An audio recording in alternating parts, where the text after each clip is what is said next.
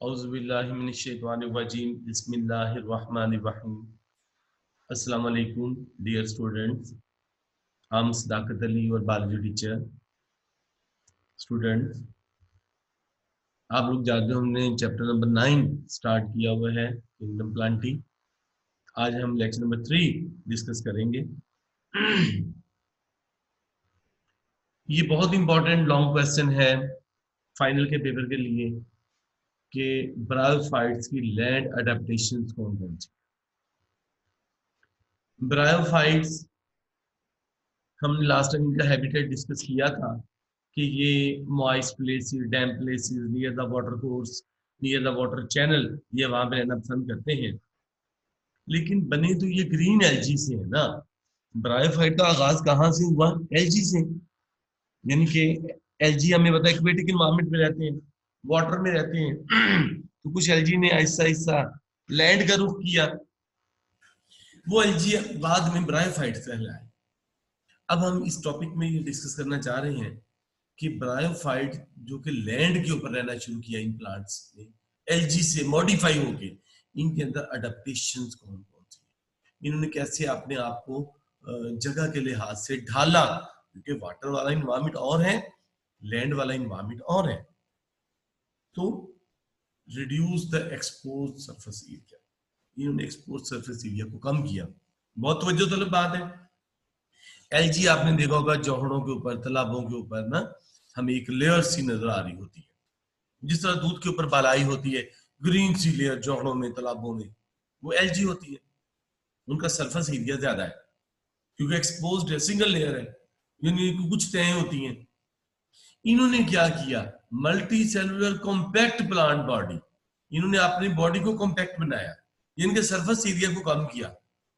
Volume two surface area इन्होंने ratio कम की।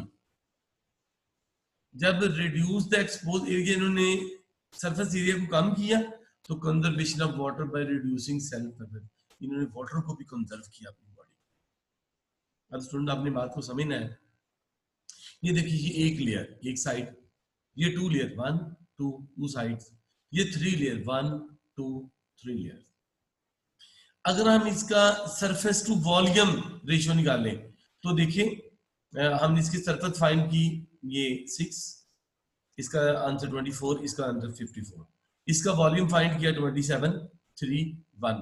Surface to volume यानी कि एक्सपोज सरफेस किसकी ज्यादा है? इस एक से अगर हम इसको सेल कंसीडर कर लें तो इसकी सरफेस ज्यादा है, सरफेस एरिया। अब देखो, इसकी सारी की सारी साइडें इन्वायरमेंट को एक्सपोज नहीं है, ये वाली साइडें पे एक्सपोज है, जो अंदर की तरफ है, ये जो चार एक दूसरे के साथ जुड़े हुए हैं, इन्होंने अपने वॉल्यूम को कम किया है। इस तरीके से ये देखो, इसकी 6 की 6 साइड एक्सपोज है। इन सेल्स की ये जो हमें नजर आ रहे हैं सेल, फॉर एग्जांपल 1 2 3 4 5 6 7, ये 54 फॉर एग्जांपल सेल्स हैं, तो इन्होंने अपने वॉल्यूम को रिड्यूस किया हुआ है। तो सरफेस टू वॉल्यूम इसकी ज्यादा है 6, इसकी कम है। क्यों? ये multi cellular compact plant body बन रही। अब इस तरीके से इनका सरफेस एरिया भी रिड्यूस हुआ, इन्होंने लॉस ऑफ वाटर को भी रिड्यूस किया, और इन्होंने फिर compact multi cellular plant body भी बनाई। तो इस तरीके से इन्होंने एक्सपोज सरफेस एरिया को कम किया। फिर क्यूटिकल, बहुत इंपॉर्टेंट, ये वैक्स की क्यूटिकल होती है, reduce loss of water by evaporation. और फिर photosynthetic tissue in the specialised chamber, इनके फोटोसिंथेटिक टिश्यू भी खास किस्म के चैम्बर्स में होते हैं। देखिए, ये देखिए आपको वैक्सी सी चमकदार सी सरफेस नजर आ रही है, तो ये वैक्सी क्यूटिकल है जो कि लॉस ऑफ वाटर से इनको बचाती है और भी इन्वायरमेंटल हैजर्ड से इनको बचाती है। अगर हम देखें तो ये इनकी एपिडर्मिस, ये वाले एयर चैम्बर्स, ये एयर पोर्स हमें नजर आ रहे हैं, और ये स्पेशलाइज्ड चैम्बर हैं, स्पेशलाइज्ड चैम्बर जिनके अंदर देखें अपर एपिडर्मिस, उसके बाद ये फोटोसिंथेटिक फिलामेंट्स, ये स्पेशलाइज्ड स्ट्रक्चर हैं जिनके अंदर इन्होंने अपने क्लोरोप्लास्ट को रखा हुआ है।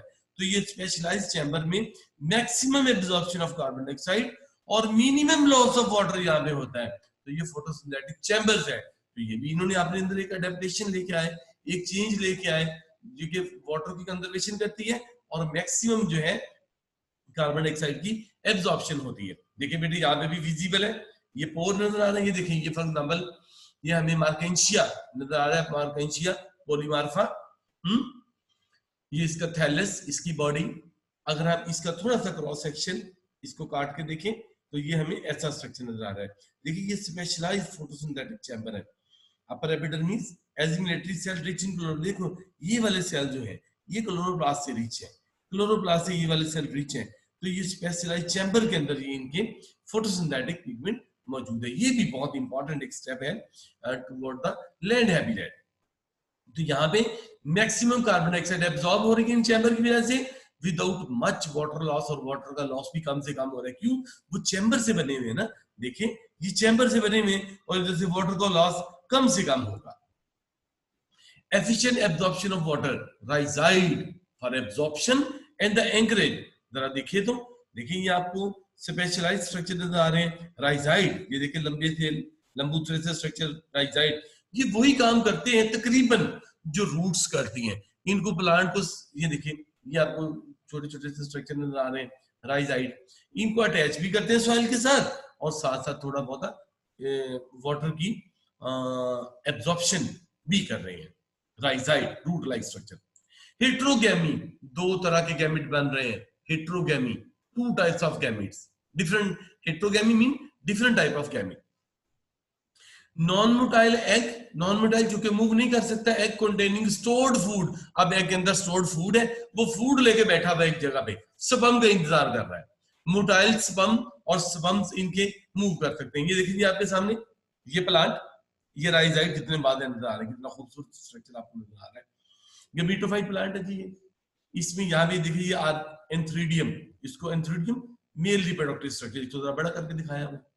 एंथ्रीडियम के अंदर स्पर्म्स, एंथीरोजाइड, देखिए एक एंथीरोजाइड जो स्पर्म को बड़ा करके दिखाया हुआ है, ये आपको फ्लैजिला लाइक स्ट्रक्चर नजर आ रहे हैं जिनके जरिए मूव करता है। और ये स्पर्म ये वाटर के जरिए स्विम करता हुआ, ये देखो एग जो कि अपने अंदर स्टोर्ड फूड लेके बैठा हुआ है, जो कि जब स्पर्म आगे इसको फर्टिलाइज करेगा ना, तो यहाँ पे जब आगे जाइगोट बनेगा तो ये वाली फूड को ये इस्तेमाल करेगा। Archegonium female reproductive part, antheridium male reproductive part. तो ये स्पर्म्स वाटर के जरिए मूव करता हुआ यहां तक पहुंचता है, देखो यहां से मूव किया और वाटर के जरिए जहां पे आर्चिगोनियम तक पहुंचा। आर्चिगोनियम में एग मौजूद है और एग को ये फर्टिलाइज करेगा। तो ये मोटाइल है, देखिए इन स्ट्रक्चर की वजह से ये जो आपको फ्लैजिला लाइक स्ट्रक्चर नजर आ रहे हैं, इन स्ट्रक्चर की वजह से ये मूवमेंट शो करता है, ये मोटाइल है, right. Reserve food material, egg contain reserve food material, egg के अंदर हमें रिजर्व फूड मटेरियल भी नजर आ रहा है। अभी मैंने आपको बताया मल्टी सेलुलर सेक्स ऑर्गन, देखिए एलजी से ब्रायोफाइट्स बने हैं, एलजी के सेक्स ऑर्गन यूनिसेलुलर, इनके सेक्स ऑर्गन मल्टी सेलुलर। ये भी एक अडेप्टेशन है, ये चेंज है, ये एवोल्यूशन हुई है। Antheridia and archegonia are multicellular, protected by the sterile hair. Sterile hair mean ये फर्टाइल नहीं होते, नॉन फर्टाइल, नॉन रिप्रोडक्टिव, इनको हम कहते हैं sterile cell. Egg and sperms are also protected by the sterile cell. Egg is retained in the archegonium, egg archegonium के अंदर रहता है। एलजी के अंदर हमने क्या देखा था, एलजी और क्या करते हैं अमूमन, एलजी अपने मेल और फीमेल सेक्स ऑर्गन वाटर में रिलीज कर देते हैं, जाइगोट वाटर में रिलीज कर देते हैं, ये नहीं वाटर में रिलीज करते, ये एग को अपने अंदर रखते हैं, ये जाइगोट फर्टिलाइजेशन के बाद भी उसको अपने पास रखते हैं। Egg and sperm are also protected by the sterile eggs, sterile cells. Egg is retained in the archegonium, egg को शेड नहीं किया जाता, एग को आर्चिगोनियम के अंदर ही रखा जाता है, स्पर्म यहाँ पे आए और इसको फर्टिलाइज करें।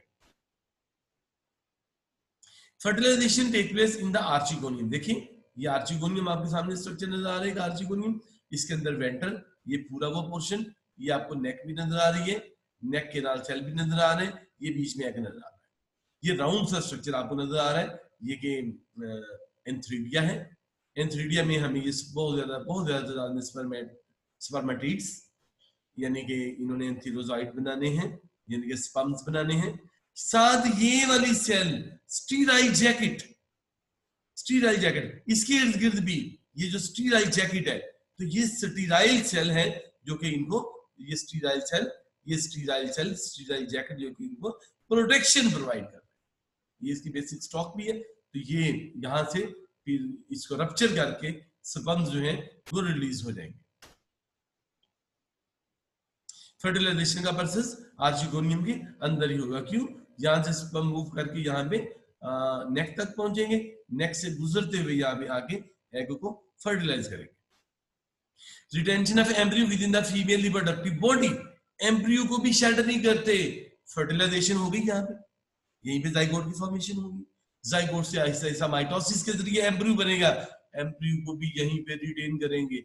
एम्ब्रियो से हमें पता आहिस्ता आहिस्ता फिर कौन सी जनरेशन बनेगी, हमें पता स्पोरोफाइट जनरेशन, यहीं से ग्रो करना शुरू कर देगी। जाइगोट फॉर्मेशन कहाँ के अंदर? आर्चिगोनियम के अंदर। एम्ब्रियो फॉर्मेशन कहाँ पे? आर्चिगोनियम के अंदर। और फर्दर डेवलपमेंट भी इसी जगह पे हो रही है, इसके अंदर, आर्चिगोनियम के अंदर।